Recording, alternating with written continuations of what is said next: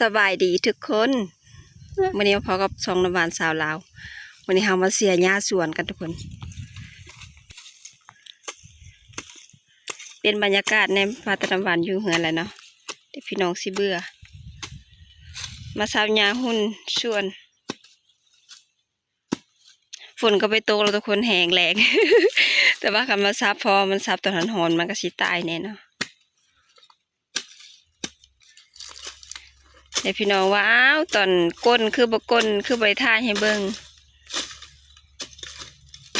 ตอนที่ก้นนำบริท่ายทุกคนคือช่วงที่บวชโจถ่ายคลิปมาแหละแล้วก็สิหาแต่มันน่ะปูดอะไรคนเห็นบ่มันไม่ได้มันเขาปูแบบบริท่ายเลย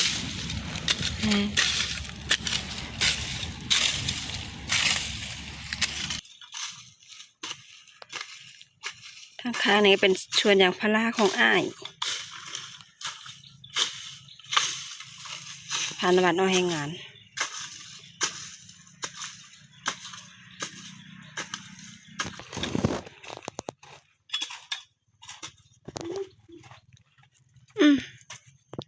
ชวนวัดว่าซับฟังนี่ฟังที่ยังบริปูทุกคนบริหยา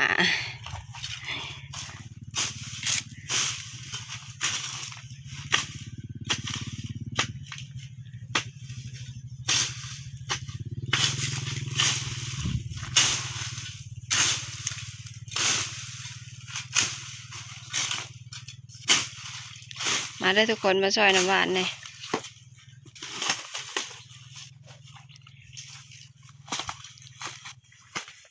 อยู่ของกันเขาก็ไม่ค่อยเฮ็ดย่างนะทุกคนเขาก็เลยมาเตรียมบอนสิปลูกมันไว้ฝนตกนะสิได้ปลูกเลย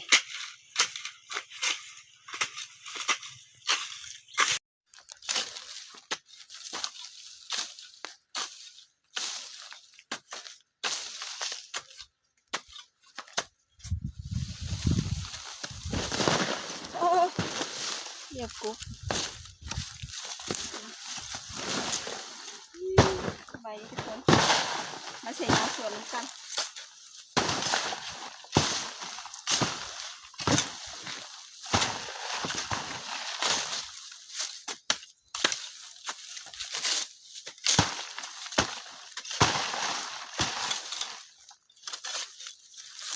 ร้านมันคุณเอิญนะคุณเอิญไทยทุกคนแต่ว่าเฮาบนไทย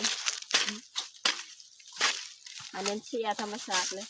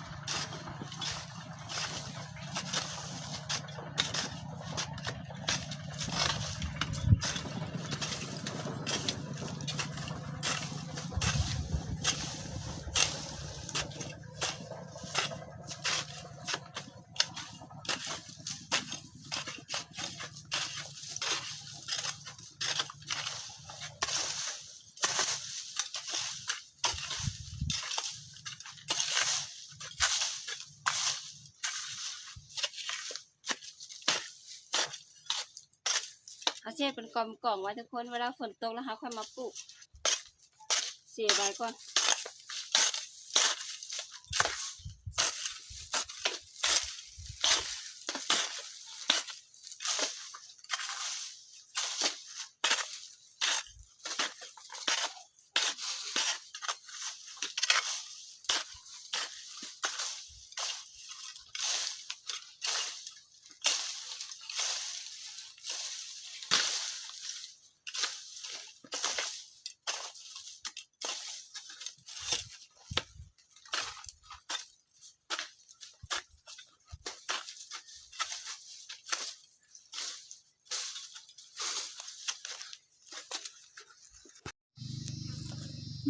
ทุกคนเพื่อนได้ไม่แดดกับหาแดดทุกคนวันเอางานนี้วันที่พวกบัวปลูกกำลังออกไอ้นี่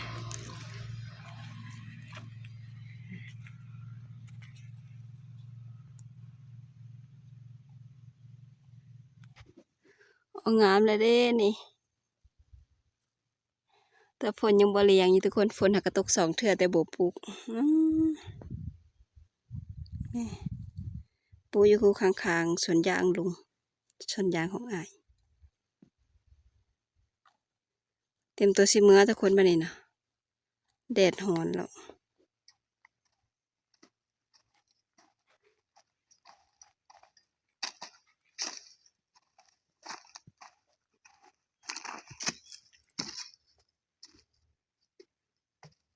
มือพอกันอยู่คนเลยทุกคน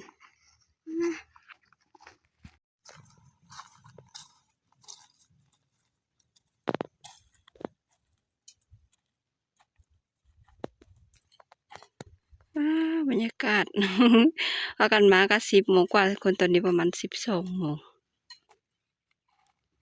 มือพอกันอยู่เหือน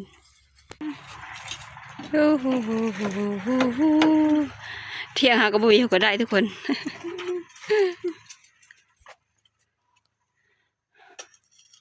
ก็ได้หาจะพุ่นก็ได้หาหน้าตัดประตูอยู่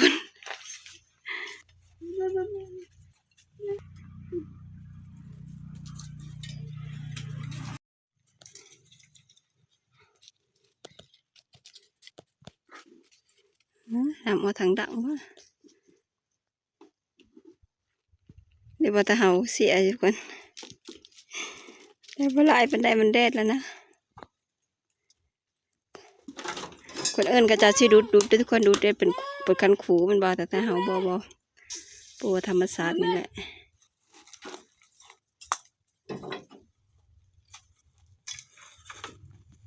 ไปเมื่อกัน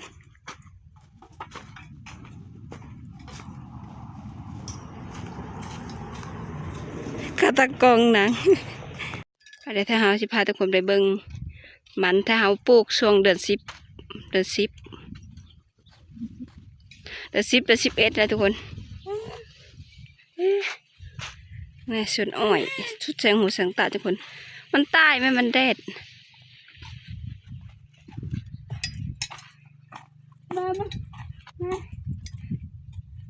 แม่วะละมา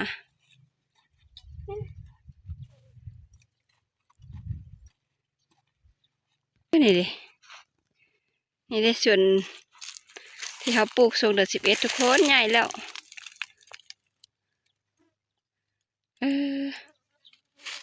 งามอยู่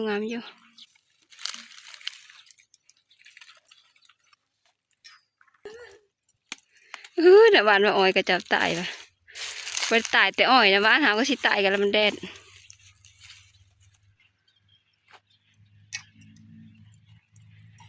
นี่ตัวที่เขาปลูกช่วงเดือน11โอ้ยแมงไหม้ก็มาต้มมานากล่องโอ้ใหญ่แล้ว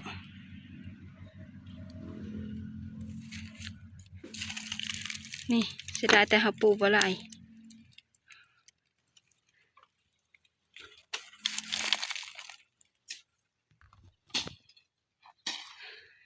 ฝั่งตรงข้ามมันจะเป็นสวนอ้อยสวนรับประทานทุกคน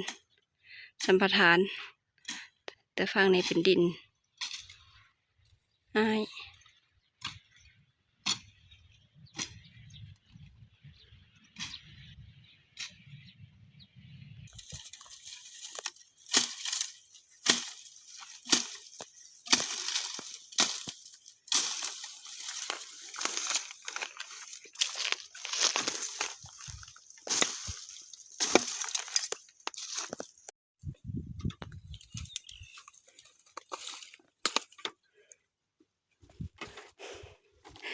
ขาหัวแล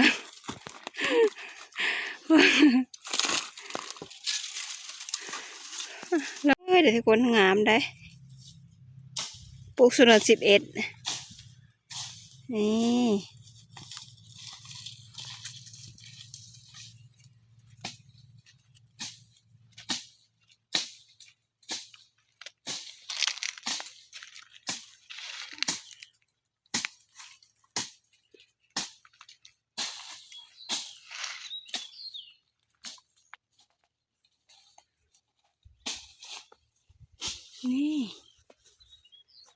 ราะว่ากกอย่างมันตายหลายทุกคนผมก็เลยมาสับหมันใส่สิได้คิดหรือว่าทุกคนใหญ่บ่ใหญ่ก็ยังตายไงมันหักเลย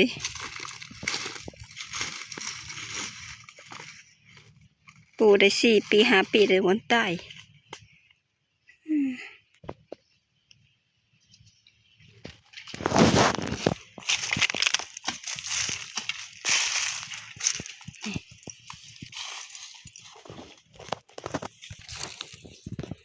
อุ้ยนะหวานว่าเตรียมการนั้นเตรียมการปลูกมันใช่นะหวานว่า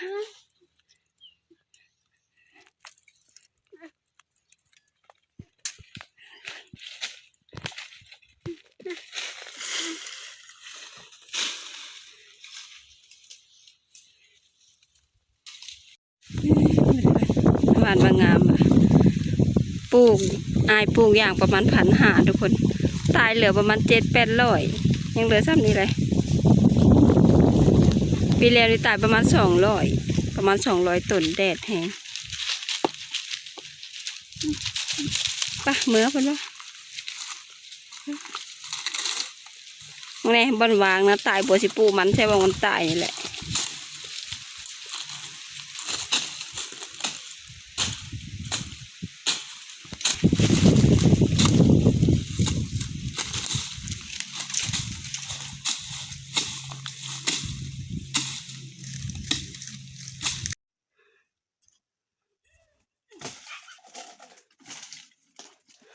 วันเมนมะม่วงทางลัดทุกคน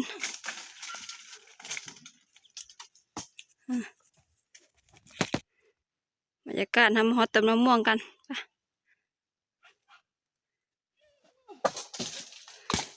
ผู้สาวขี้ดื้อเขา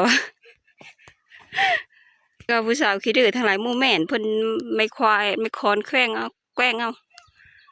ว้าวผมมีคำว่าแม่นเลย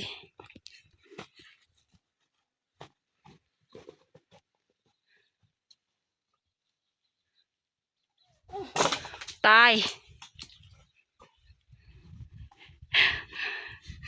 แล้วพอแม่นแต่สอนแรกตอนแรกนะกองอยู่นะเขียวกองอยู่เสี่ยวนาเอ่ยว่า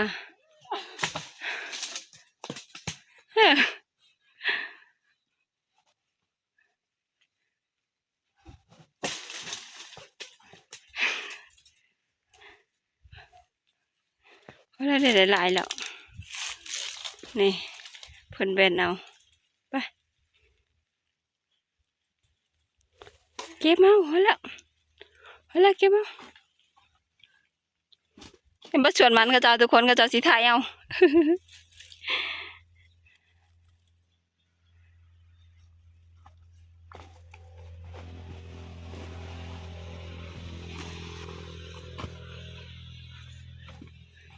ป่ะ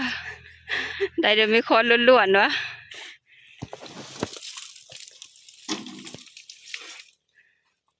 เก็บมายังขอบาทหนึ่งอยู่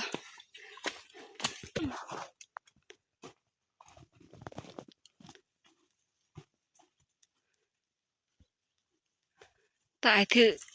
มือกองนี่นอกเลยเนี่ย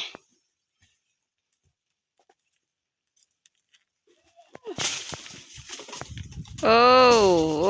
แมนเดอร์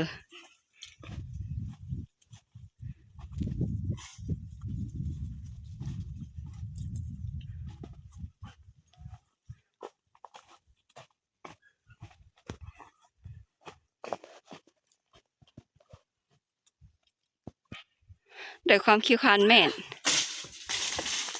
โอ้แมนเดอร์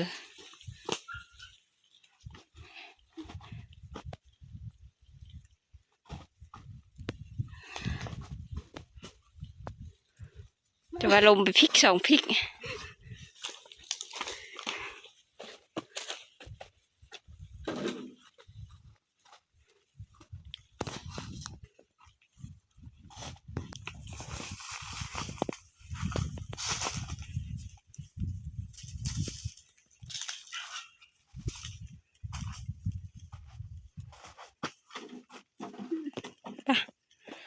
มื่อกัน